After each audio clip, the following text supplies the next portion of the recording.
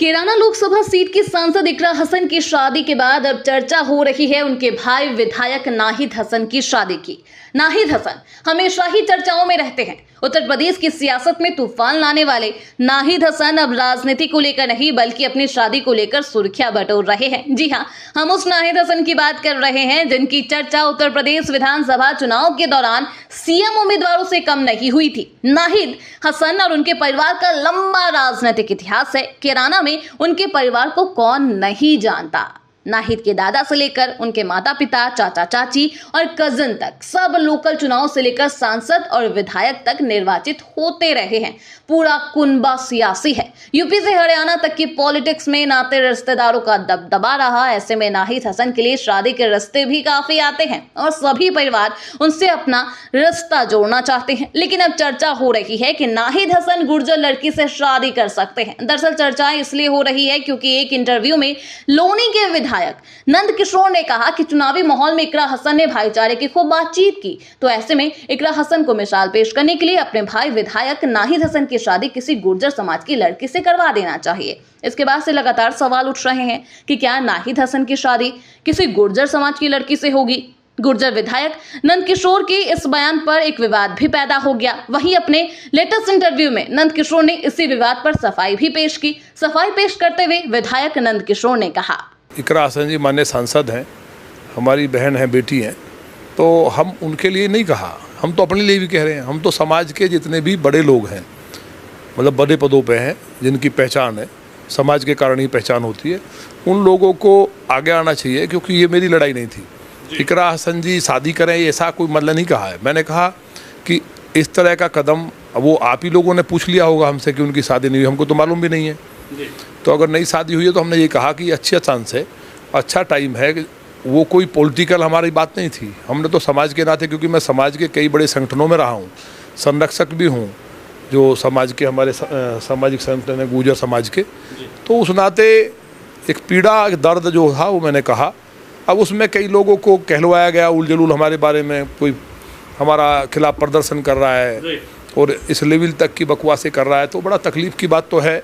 इतना ही नहीं, नंद किशोर ने अब गुर्जर समाज की बेटी से शादी करने की बात क्यों कही, वह आगे खुलासा करते हुए इंटरव्यू में कहते नजर आए। वह कहते हैं, इकरा हसन जी क्योंकि बड़ा परिवार है और वहाँ कई, उन्होंने खुद ही कहा कि हम बाई चॉइस जो है मुस्लिम बने हैं।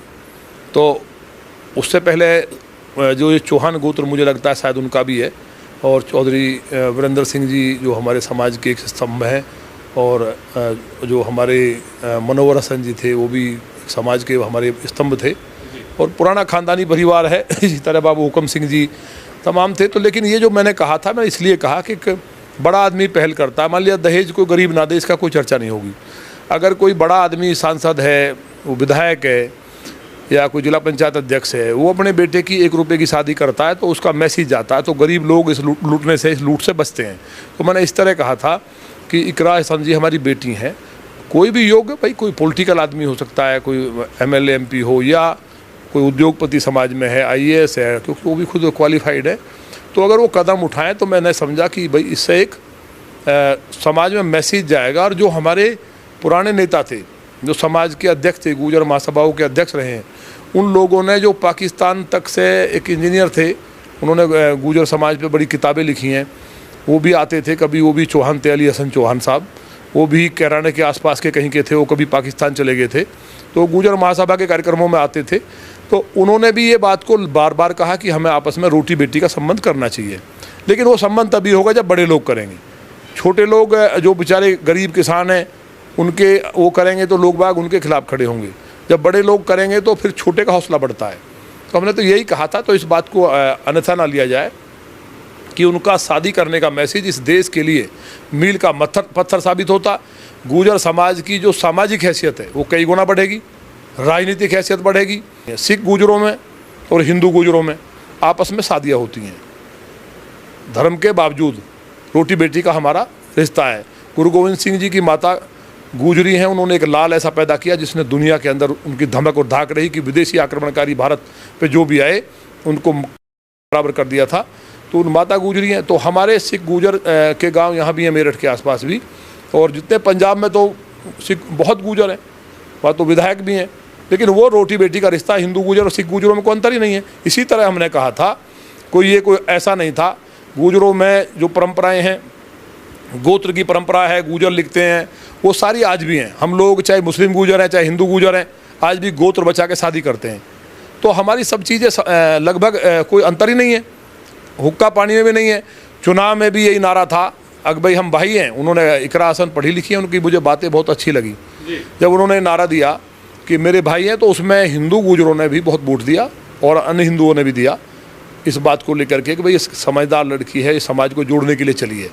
और तो तभी मैंने जोड़ने की बात पे मैं अपना कह दिया था। मेरा कोई कहने का अर्थ नहीं था कि वो अगर इस कदम को उठाती हैं तो वो, हमने ये नहीं कहा था कि घर वापसी करें। आप उस चीज़ को अपना वीडियो को देख भी लें। हमने सिर्फ ये कहा है कि अपने अपने धर्म की पूजा, जैसे सिख जो गुजर हैं वो सिख हैं, गुरु नानक जी को मानते हैं, गुरु जी को मानते हैं, गुरु ग्रंथ साहिब को मानते हैं। इसी तरह से जो मुस्लिम गुजर हैं वो अपना अल्लाह को या किसी भी पीर पैगंबर को मानते रहें। तो रोटी बेटी का रिश्ता शुरू हो जाए जब एक ही जाती है, तो इसमें तकलीफ की कौन सी बात है। जो लोग विरोध कर रहे हैं वो लोग कहीं ना कहीं मानसिक रूप से बीमार हैं। बहरहाल नंदकिशोर ने अपने बयान पर बता दिया कि उनके कहने का अर्थ कोई गलत नहीं था, वो बस रोटी बेटी के रिश्ते को बरकरार रखना चाहते हैं। Bureau report, Hindustan 9 news.